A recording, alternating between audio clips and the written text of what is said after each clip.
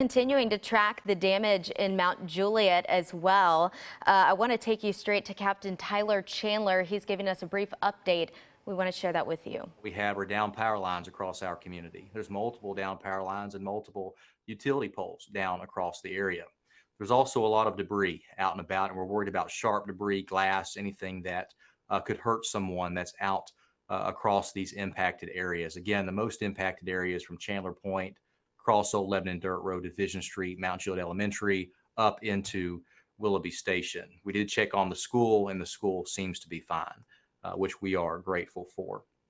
And also any home with structural damage, mainly in the Willoughby Station community, where about 10 to 12 homes have significant structural damage. They may not be safe to stay in. Again, we're grateful that our community had no major impacts.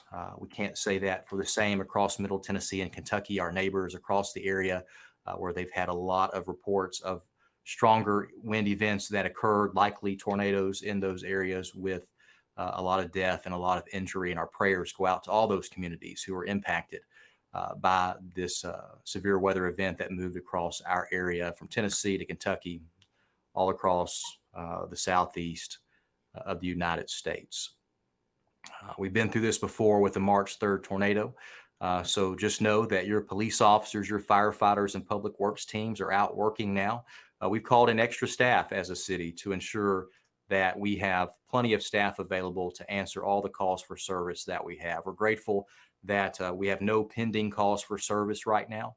During the immediate impact of the event, it affects a lot of the homes, so we get a lot of alarm calls that come in, and after those alarm calls come in, we begin to get damage reports.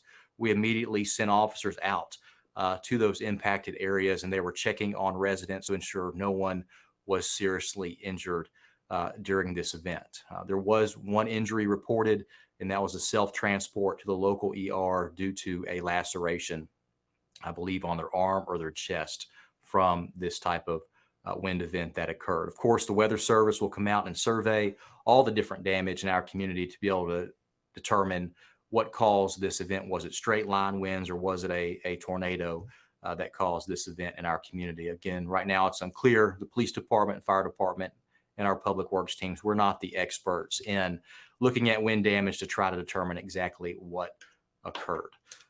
But your teams are out there now, and they're working hard. They're quickly getting debris cleared up. They've worked very hard to get the debris cleared up.